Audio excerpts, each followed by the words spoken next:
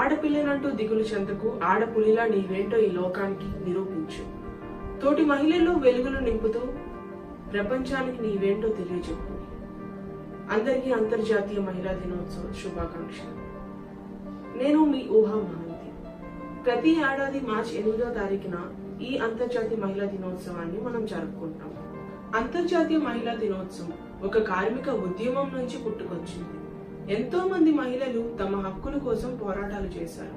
ఆ పోరాటాల ఫలితమే ఈ అంతర్జాతీయ మహిళా దినోత్సవం. ఈ అంతర్జాతీయ మహిళా దినోత్సవ ముఖ్య ఉద్దేశం మగవారికి ఎక్కువ జీతం, ఎక్కువ విలువ ఎలా ఇస్తున్నారో మహిళలకు కూడా ఎలాంటి పక్షపాతం లేకుండా వారితో సమానంగా జీతాన్ని, విలువను, గుర్తింపును ఇవ్వాలన్నది. ప్రపంచంలో మహిళల పట్ల ఉన్న వివక్షను బద్దలు కొట్టడమే ఈ ప్రత్యేక దినోత్సవ ప్రధాన లక్ష్యం.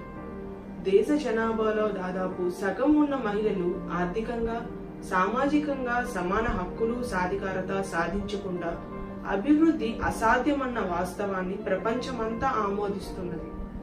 కుటుంబం, దేశం ప్రగతి పదంలో పురోగమించటంలో మహిళలే కీలకమన్న విషయాన్ని గుర్తెరిగిన ప్రభుత్వాలు వారి అభివృద్ధి, సాధికారత కోసం ప్రత్యేక కార్యక్రమాలు చేపడుతున్నాయి.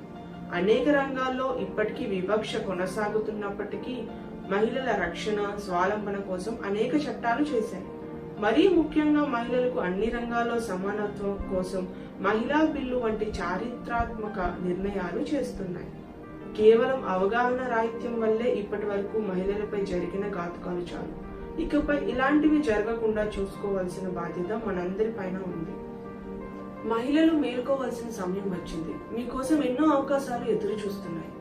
దయచేసి ఆత్మహత్యలకు పాల్పడడం మానుకోండి. ఇవన్నీ నేను చెప్తున్న కల్పిత మాటలు కాదు, చట్టం స్త్రీకి చెప్తున్న ధైర్యపు మాటలు.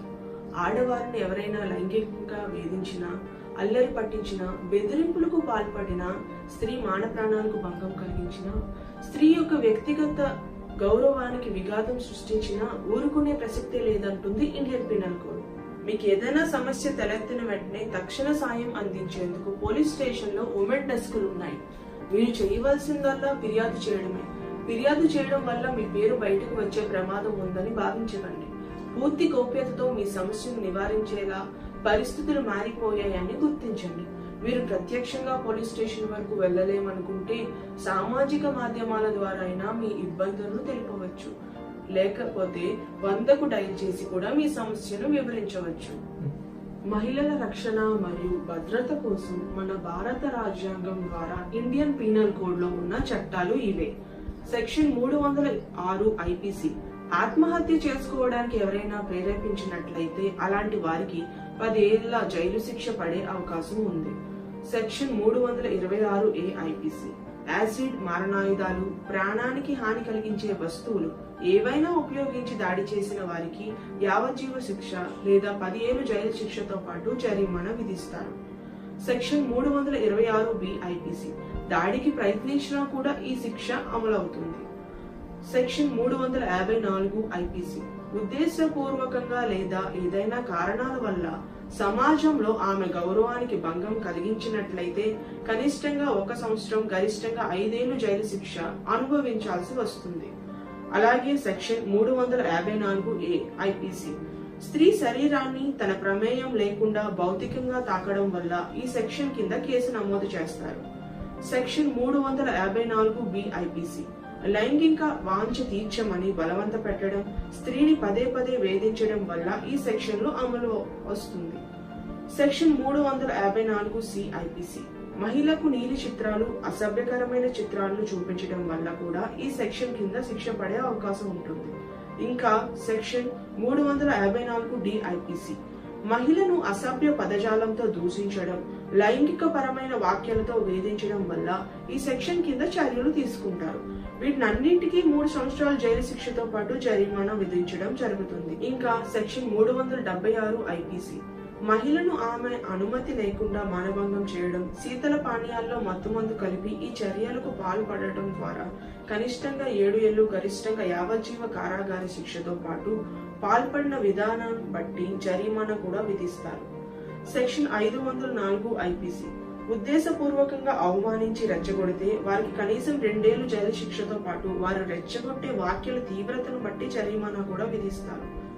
సెక్షన్ 506 ఐపీసీ చంపేస్తా, కిడ్నాప్ చేస్తా అంటూ బెదిరింపులకు పాల్పడటం, మహిళ క్యారెక్టర్ పై దుష్ప్రచారం చేస్తానని భయోందోళనకు గురిచేసి వారి మానసిక ప్రశాంతతను దెబ్బతీస్తే అలాంటి వారిపై కఠినమైన కారాగార శిక్ష విధిస్తారు. కనీసం 7 ఏళ్లకు పైగా జైలు శిక్షతో పాటు జరిమానా విధించే ప్రమాదం ఉంది. అలాగే సెక్షన్ 509 ఐపీసీ ఆడవాళ్ళని ఆట పట్టించడం, వెంటపడి వేధించడం, అసభ్యకరమైన పదజాలం ఉపయోగించడం, మహిళ ఏకాంతాన్ని భంగపరచడం, దుస్తులు మార్చుకుంటున్నా, స్నానం చేస్తున్న దృశ్యాలు చూడటం వంటివి చేస్తే 3 ఏళ్లు జైలు శిక్షతో పాటు నేర తీవ్రతను బట్టి జరిమానా విధించే ప్రమాదం ఉంది. ఇవన్నీ 18 ఏళ్లు పైబడిన మహిళలకు వర్తించే చట్టాలు. అలాగే మైనర్ బాలికలకు ఎదురయ్యే వేధింపులకు కొన్ని ప్రత్యేకమైన చట్టాలను పొందుపరిచారు. ఇలాంటి వాటికి పోక్సో చట్టం ప్రకారం కఠినమైన శిక్షలు అమలయ్యే చట్టాన్ని రూపొందించారు. 2012లో తీసుకొచ్చిన పోక్సో చట్టం protection of children from sexual offence ప్రకారం మైనర్ యువతులను, చిన్న పిల్లలపై లైంగిక చర్యలకు పాల్పడితే ఉరి శిక్ష పడేలా చర్యలు తీసుకుంటుంది. ర్యాగింగ్ నిషేధ చట్టం 1997 ప్రకారం కాలేజీల్లో, పాఠశాలల్లో ఎక్కడైనా అమ్మాయిలకు ఆకతాయి చేష్టలతో మానసికంగా, ఎమోషనల్ గా, ఫిజికల్ గా ముప్పు కలిగించే భావన తీసుకొస్తే వారికి ఐపీసీలో పేర్కొన్న విధంగా చర్యలు తీసుకుంటారు. పోష్ యాక్ట్ 2013 మహిళ పనిచేసే ప్రదేశాల్లో ఆమెను లైంగిక వేధింపులకు గురి చేస్తే అలాంటి వాటిని నిరోధించేందుకు ఈ చట్టాన్ని తీసుకొచ్చారు. ఈ యాక్ట్ ప్రకారం కఠిన చర్యలు ఉంటాయి.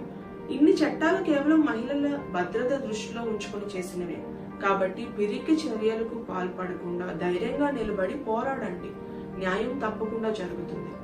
ఇప్పటి నుంచైనా స్త్రీలు ఇలాంటి చట్టాలపై అవగాహన కల్పించుకుంటారని ఆశిద్దాం. తల్లిదండ్రులుగా మీరు చేయవలసింది ఒకటే, మగపిల్లలకు చిన్నతనం నుంచే ఆడవాళ్ళని గౌరవించడం నేర్పించాలి. పని, చదువు ఏదైనా సరే ఇద్దరికి సమానత్వం పాటించాలి. ఆడపిల్లలకు మేమున్నామంటూ ధైర్యాన్ని ఇవ్వాలి. వాళ్ళకి సరైన పౌష్టిక ఆహారం అందేలా చూస్తూ బయట ఎలాంటి పరిస్థితులు ఎదురైనా ధైర్యంగా ఎదుర్కోగలిగేలా వాళ్ళని సిద్ధం చేయాలి. మనం పురాణాల్లో చూసుకుంటే మహిళను అగౌరవపరిచి అవమానించినందుకు ఎన్నో యుద్ధాలు జరిగాయి.